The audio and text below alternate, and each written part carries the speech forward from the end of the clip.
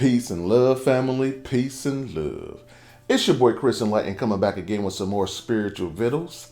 And today I'm going in on broadening your awareness. Ooh,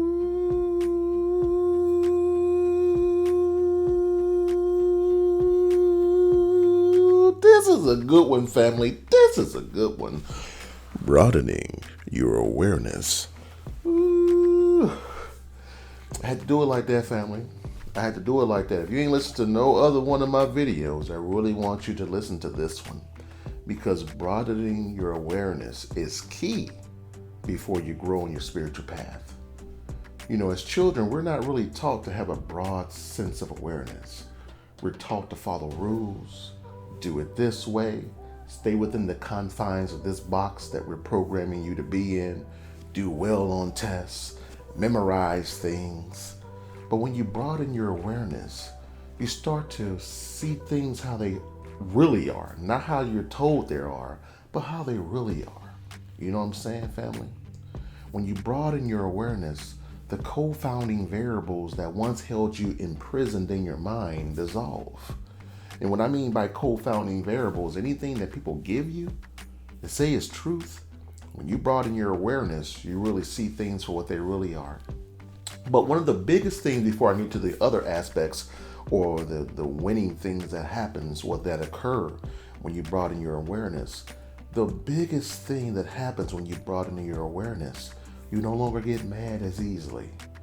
You know someone has a small mind when they take everything face value. Someone may give you the middle finger, and if you have a small level of awareness and your awareness isn't broad, you'll react without even thinking. You'll just, I'm mad, let me get him.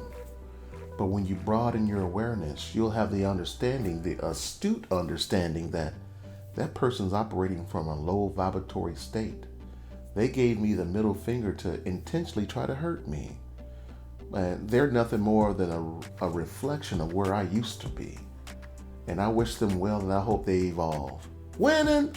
That's what happens when you broaden your awareness.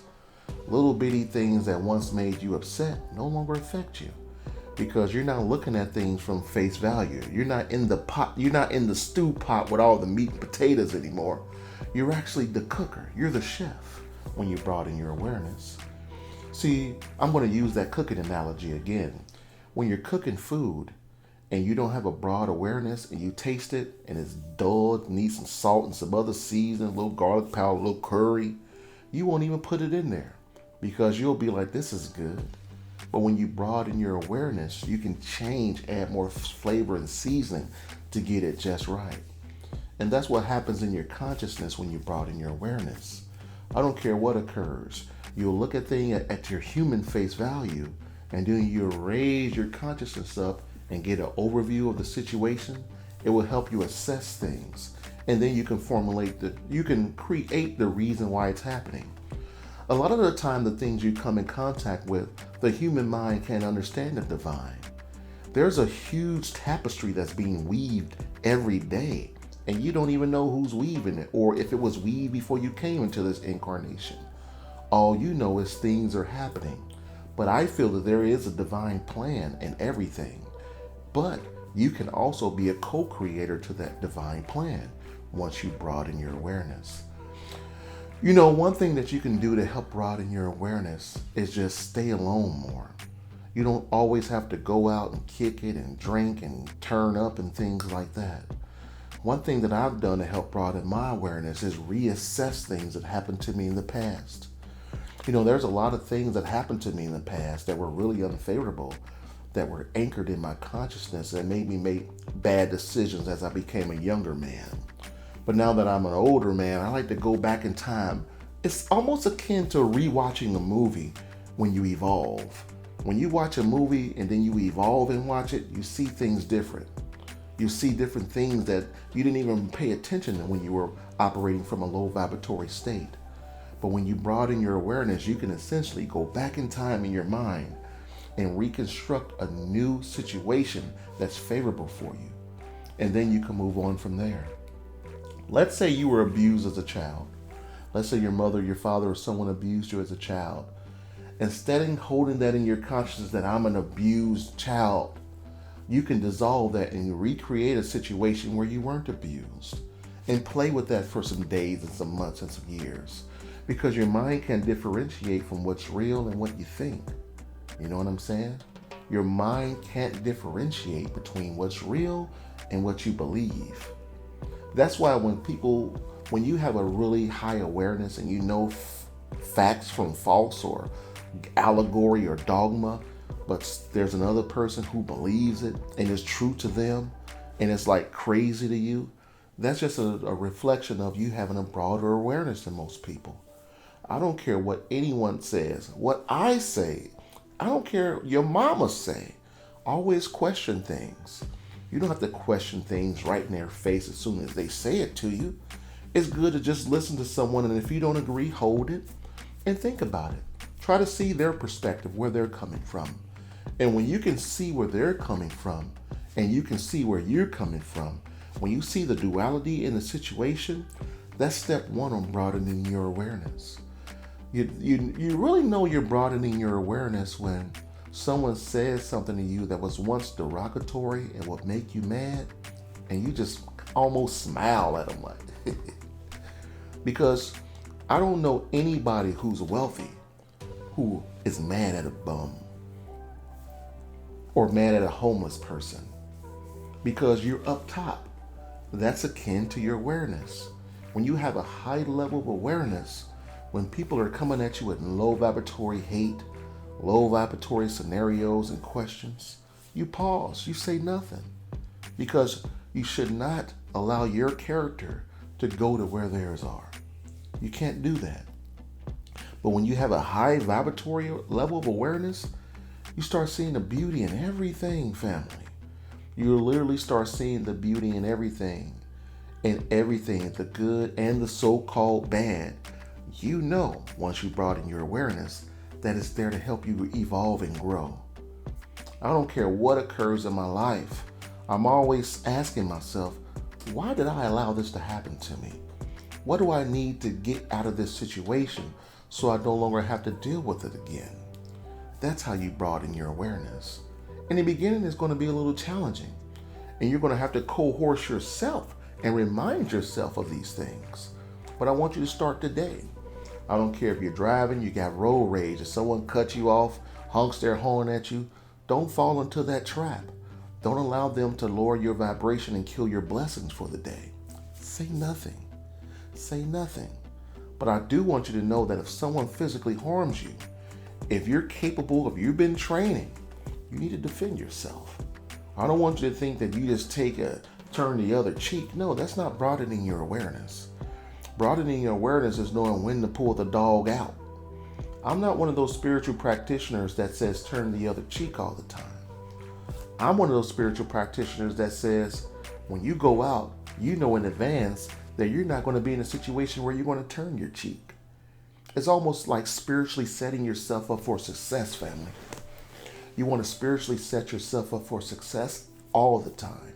Whenever you leave your doors, whenever you wake up while you're brushing your teeth, you want to be smiling and excited because you know it's going to be a good day. Every day I wake up, I almost be like, when? As soon as I get up. You know what I'm saying? I'm like, when? It's going to be a great day. I can't wait to make a YouTube video, because you never know what YouTube video is going to pop. The things that's on my mind, I don't know if you guys are going to feel it or dig it, but there's something within me that's resonating, saying someone needs to hear this, and I don't mind sharing. Going forward, the whole premise of Enlightened Journey is just sharing my perspective on things. I've broadened my perspective enough to know that I was becoming a spiritual teacher, and I want to be a spiritual sharer. Not a spiritual teacher, but a spiritual sharer. I want to share my experiences. I want to share my level of understanding, my level of awareness, to hopes it'll spark and unlock things within you. Sometimes when you have a spiritual teacher, everything they say is. I want you to question me. You don't have to write a comment questioning me, but if I say something, see if it works for you, and if it doesn't, throw it out. I don't want you guys to look at me as a spiritual teacher like that, because I'm a spiritual sharer. All I'm doing is sharing my perspectives on things, okay, family? So I want to give you guys some examples of what helped me broaden my perspective. And the sun, taking in sunlight directly in the eyes, the first 10 minutes of sunrise and the first 10 to 15 minutes of sunset. And once you do that for like 6 months, you can look at the sun any time of the day, because you're going to broaden your perspective enough and your awareness enough that you know terabytes of the Creator's consciousness is flowing through the portal that's the sun unto you. And it's going to change you, family. It's going to change your perspective on things. It's going to unlock things within your consciousness that's being laying dormant. Again, I've said this before, but there's a celestial fetus of yourself residing in the sun, waiting for you to wake it up. And once you do enough solar practices, that thing will wake up. Your celestial primordial self will wake up, and it will start speaking to you. Not in a human guttural tongue, but you'll just start having like different downloads and different things that you know you have to do without being told. You'll no longer need to watch YouTube videos. You'll no longer need to look for a master to teach you things. You'll just have a sense of what I call samadhi, a sense of just knowing things. You know what I'm saying, family? And then when your awareness really broadens, you'll have a question and you'll ask yourself for the answer, and the answer will reveal itself. Okay, family? So I really want you guys to really think about broadening your awareness. And forget what I'm saying. Go on YouTube, Google, and see about other ways to broaden your awareness.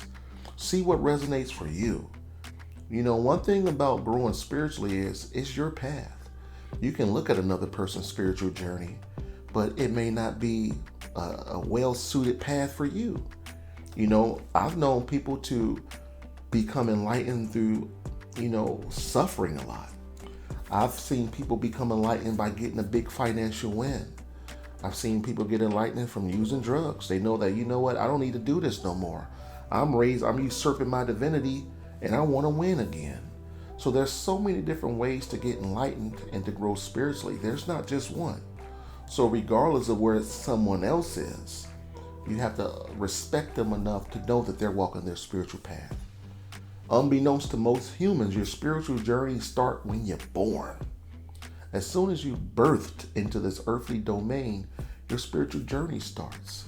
It doesn't start when you read a good book that helps get you enlightened.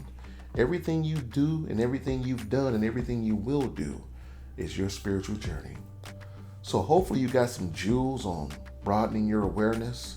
If you want to support me, go out to Amazon and pick up any one of my 8 books. The Enlightened Thoth.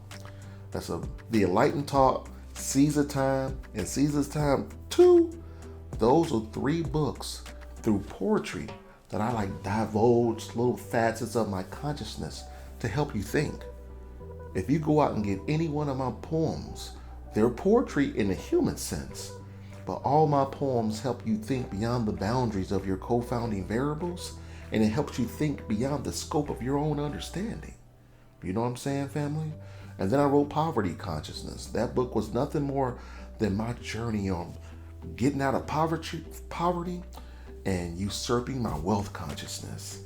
And then the next book I wrote was Wealth Consciousness. That book has rituals in there that will help you align yourself with other wealthy people, the consciousness of other wealthy people. Dissolving Your Limitations. That book was I created that book because jumping from poverty consciousness to wealth consciousness was too much of a daunting feat. And that book helps you dissolve all the limitations that you set forth for yourself. Consciousness equals choice. That was just my understanding of what consciousness is.